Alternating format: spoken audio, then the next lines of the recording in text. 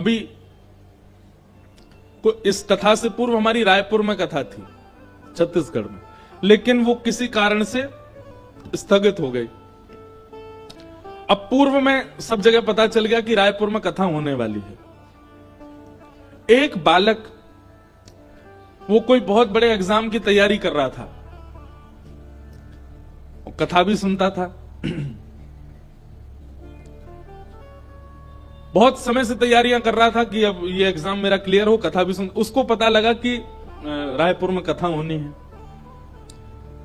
बड़ा प्रसन्न हुआ। लेकिन अगले ही दिन उसके यहाँ रिजल्ट, वो मार्क्स, वो क्या कहते हैं उसको, जो एग्जाम की डेट्स होती है वो आई, और उसमें वही डेट आई जिन डेटों में रायपुर में कथा थी। वो इतना परेशान हो गया कि अब मैं क्या करूं, कथा कैसे सुनूंगा, इसमें तो मेरे एग्जाम है। अब वो पढ़ने भी बैठे तो उसका पढ़ाई मन ना लगे, उसको बार बार यही लगे कि कथा होगी, मैं वहां नहीं जा पाऊंगा, मुझे पेपर देने कहीं बाहर जाना है।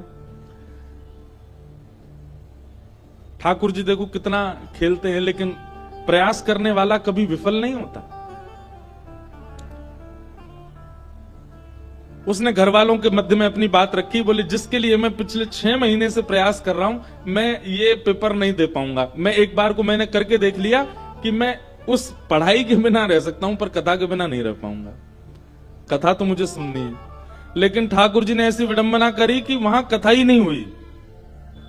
अब बेचारे ने पेपर भी छोड़ दिए और कथा भी नहीं हुई। ताली क्यों बजा रहे हो इस बात पे?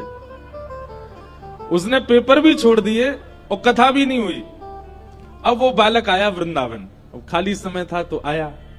उसने आकर के मुझे बताया, बोल महाराज जी मेरे साथ तो ऐसा ऐसा हुआ कि मैं 6 महीने से तैयारी कर रहा था, पेपर आए तो उसी समय कथा की डेट आई, मैंने पेपर छोड़ दिए कि नहीं कथा सुनूंगा, पेपर के लिए अगले साल फिर तैयारी करूंगा। लेकिन पता चला कथा ही कैंसिल हो गई। अब मैं इसमें क्या समझूं? ठाकुर जी ऐसा क्यों कर रहे हैं मेरे साथ कि मैं 6 महीने की तैयारी की, प्रेजेंटेशन भी नहीं दे पाया, अपनी पेपर भी नहीं दे पाया, कथा भी नहीं हुई मेरे लिए। मैंने कि देखो तुम बस अपना विश्वास मत छोड़ो, देखो हुआ तो ठाकुर जी ने खेल तो खेल लिया तुम्हारे साथ, मैं लेकिन परिणाम अच्छा करेंगे कुछ। अभी भी वो बालक लगा है, अभी तक उसके साथ कुछ ऐसा हुआ नहीं कि वो प्रसन्न हो, पर वो लगा है उसी विश्वास में कि नहीं कुछ तो अच्छा होगा। और ये बात निश्चित है कि विश्वास ना डगमगाएगा तो ठाकुर जी कुछ ना कुछ करेंगे। ठाकुर जी ऐसी स्थिति में डाल करके हमारी मन की भावना परखते हैं, ना इधर के छोड़े ना उधर के छोड़े, बीच में खड़े हैं। एक तरफ खाई एक तरफ कुआं, बीच में खड़े हैं। ऐसी स्थिति ठाकुर जी अपने प्रेमियों को ही देते हैं। और ऐसी स्थिति जब कभी भी जीवन में आवे, बस उस समय अपने मन से कुछ भी दुर्विचार प्रकट मत करना, क्योंकि उस समय ठाकुर जी देखते हैं अब क्या करेगा। स्वामी विवेकानंद कहते हैं, यदि एक भी दिन आपका बिना भयानक परीक्षा के निकल रहा है तो आप जीवित नहीं हो, आप जी नहीं रहे हो, आप कुछ अच्छा नहीं कर रहे हो। पर हर दिन आपके सामने ऐसी परिस्थिति आती कि क्या करें समझ नहीं आ रहा है, तो समझो कि हां ठाकुर जी की दृष्टि है आप पे।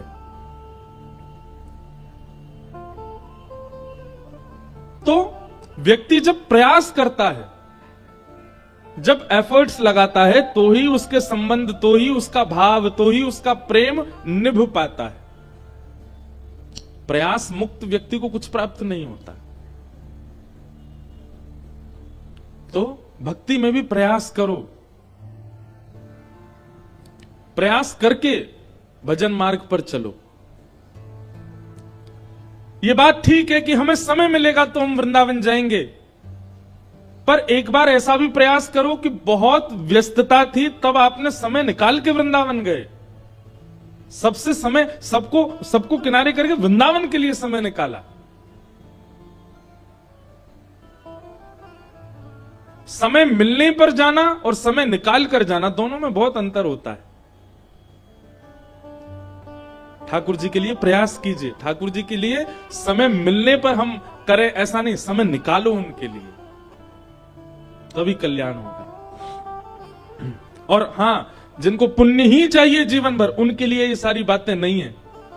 प्रेम लक्षणा भक्ति करने वालों के लिए सब विषय है।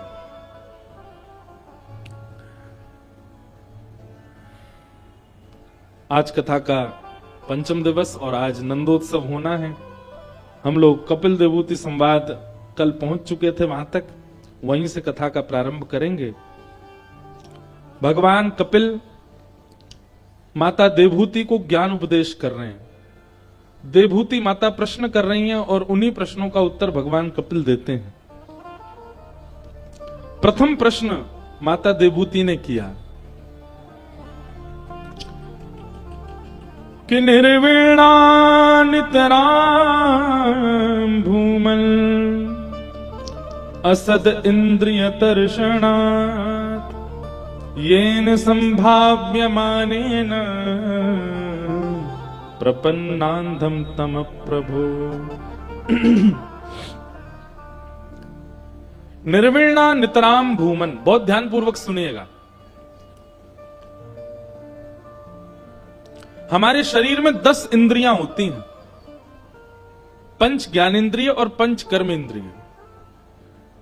सामान्य सी बात है, जिनसे आप कर्म करते हो उनको कर्मेंद्रिया कहते हैं, और जिनसे आपको कुछ अनुभव होता है वो ज्ञानेंद्रियां कहलाती। हाथ से कर्म करते हैं, पैर से चलते हैं, मुख से खाते हैं, और 2 गुप्त इंद्रियां हैं। ये 10 इंद्रियां कर्मेंद्रियां हैं। आंख से देखते हैं, नासिका से सूंघते हैं, जिह्वा से चखते हैं, कान से सुनते हैं, त्वचा से अनुभव करते हैं। ये पंच कर्म ज्ञानेंद्रियां। ऐसी 10 इंद्रियां हमारे शरीर में। देवभूति माता प्रश्न कर रही हैं कि हमारी इंद्रियां हर दिन कुछ ना कुछ भोग भोगती ही रहती हैं, पर हमारी इंद्रियों की इच्छा पूरी नहीं होती। हर दिन इन इंद्रियों को कुछ ना कुछ देते रहो, फिर भी ये इंद्रियां सदैव अतृप्त ही रहती हैं। कभी भी ऐसा नहीं होता कि आप इंद्रियों को कुछ वस्तु दे दो और वो अगले दिन उसकी मांग ना करें, हर दिन मांग करती हैं। देवभूति माता ने प्रश्न किया, ऐसा कोई उपाय बताइए जिससे मेरी इंद्रियों की सारी इच्छाएं समाप्त हो जाएं। बहुत सावधानी से सुनिएगा। कि भोगान भुक्ता वयमेव भुक्ता तपो न तप्ता वयमेव तप्ता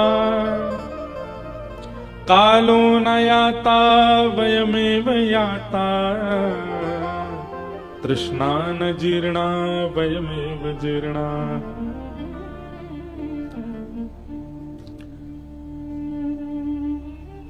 हमें रसगुल्ला बहुत प्रिय लगता है, लेकिन एक बार पाने से हमारी जीभ संतुष्ट नहीं होती।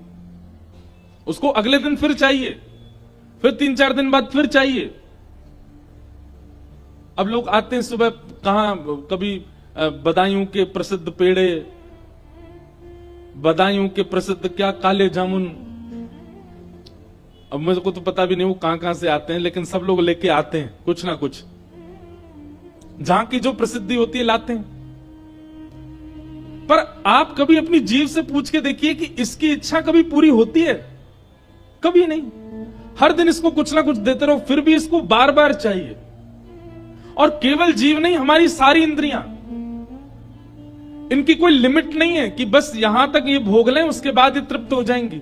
नहीं, आप देते रहो। हां, बस ये कि एक साथ एक बार में नहीं ले सकती, हर दिन चाहिए। देवभूति माता वही पूछ रही है कि इन इंद्रियों की ठौर कहां है, इन इंद्रियों का विश्राम कहां है, ऐसा क्या है जिससे इंद्रियों की इच्छाएं समाप्त हो जाएं। बहुत सावधानी से सुनिएगा बंधुओं।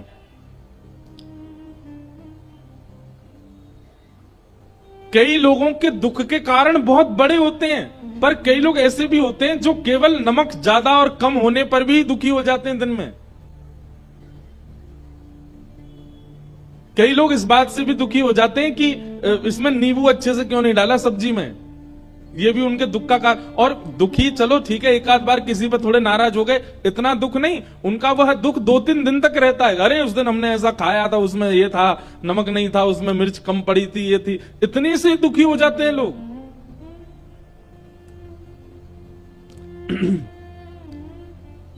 इतने से दुखी हो जाते हैं कि रात में जो तकिया थी वो ज्यादा गुदगुदी नहीं थी, पतली थी, बड़ी वाली चाहिए, उससे हमको नींद आती है।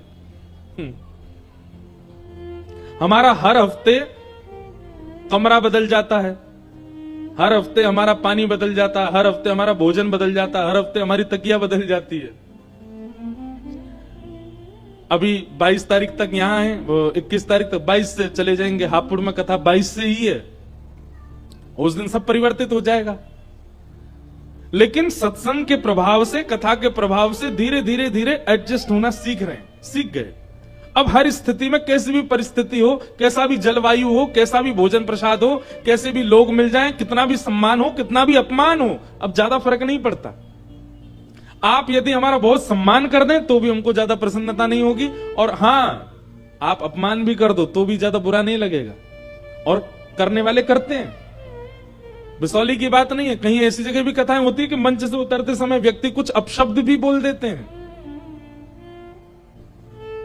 लेकिन सत्संग का प्रभाव ऐसा होता है कि आप समत्व रहना सीख जाते हो, आप स्थितियों में सम रहना सीख जाते हो। आपको भोजन से कोई फर्क नहीं पड़ता, आपको जलवायु से, आपको व्यवस्थाओं से ज्यादा फिर दिक्कत नहीं होती, आप सम रहने लग जाते हो। और ये समत्व सबके अंदर नहीं आ पाता। अधिकतर लोग इस असमत्व की वजह से ही परेशान हैं।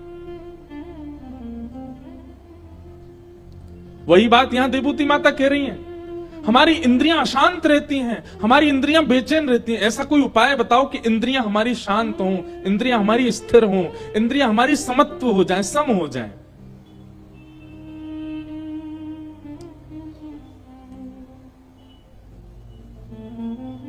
तब भगवान कपिल उत्तर देते हैं, और भगवान उत्तर देते हुए क्या कहते हैं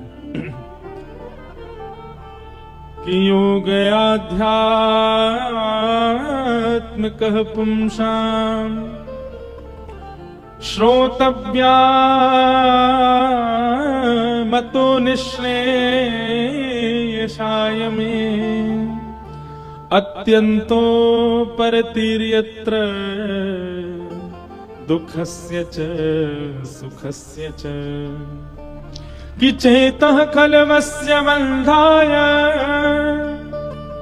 मुक्तये चात्मनो मतम् गुणेषु सक्तं बन्धाय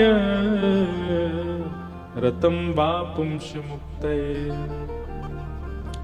भगवान कपिल उत्तर देते हुए क्या कह रहे हैं?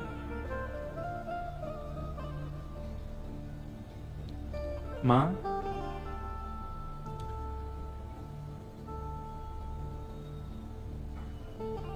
इंद्रियां दूषित नहीं है। विराज जाओ सब लोग। इंद्रियां दूषित नहीं है, इंद्रियां विचलित नहीं है, इंद्रियां तो स्थिर हैं, पर इंद्रियों का अधिकार एक ने अपने ऊपर ले लिया है और वो है मन। वो मन विचलित होता है। जीव कभी नहीं कहती कि ये खिलाना है या ये पिलाना है, मन कहता है। त्वचा नहीं कहती कि पंखा चलाओ, एसी चलाओ या ऐसा कुछ, मन की इच्छा होती है। हमारे शरीर की समस्त इंद्रियां, नेत्र नहीं कहते कि ऐसा दृश्य दिखाओ, मन कहता है। और इस मन की वजह से ही हमारी इंद्रियां दूषित होती जा रही हैं। मैया, इंद्रियों को एकाग्र करना नहीं सीखना है, मन को एकाग्र करना सीखना, मन को सुधारना है। और मन को सुधारने का एक ही तरीका है, क्या? मन का वातावरण शुद्ध हो। बहुत ध्यानपूर्वक सुनिएगा। वैष्णव जन तिलक क्यों लगाते हैं? वैष्णव जन माला क्यों पहनते हैं? हम धोती क्यों पहनते हैं? हम बगलबंदी क्यों पहनते हैं? हम क्यों पैंट नहीं पहनते? मंच पर आकर के पैंट शर्ट में भी तो हम प्रवचन कर सकते हैं, प्रवचन मुख से ही तो होना है। तो फिर ये स्वरूप भेष काय बात का है? भेष की आवश्यकता क्यों है? जिह्वा से प्रवचन ही तो करना है। हम भी प्याज लहसुन खा सकते हैं, क्यों नहीं खाते हैं?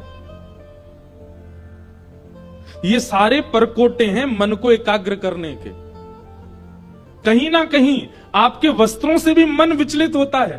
आपके अन्न से मन विचलित होता है, आपके जल से मन विचलित होता है, आपके संग से मन विचलित होता है। आप कैसा खाते हैं, कैसा पीते हैं, कैसा पहनते हैं, कैसे रहते हैं, कितने बजे सोते हैं, कितने बजे उठते हैं, आपकी सारी नित्य क्रियाओं से भी आपका मन विचलित होता है। इसलिए इन सबको सुधारा जाता है, इसलिए इन सबको सम करने की स्थिति शास्त्रों में बताई गई है। क्यों वैष्णव जन धोती में ही रहते हैं? क्योंकि पैंट में भजन नहीं होगा, जीन्स पहन करके वह स्मृति क्रिया नहीं बन पाएगी। ये बात स्पष्ट है। हां, आप कर सकते हो भजन, आप थोड़ा बहुत ध्यान लगा सकते हो, थोड़ी बहुत स्थिति में जा सकते हो, पर पूर्णता नहीं आ पाएगी, विचलनता कहीं ना कहीं रहेगी। मन का वातावरण शुद्ध नहीं होगा तो मन तो विचलित रहेगा। इसलिए मन की शुद्धता, मन के एकाग्रता के लिए ही ये सब कुछ किया जाता है।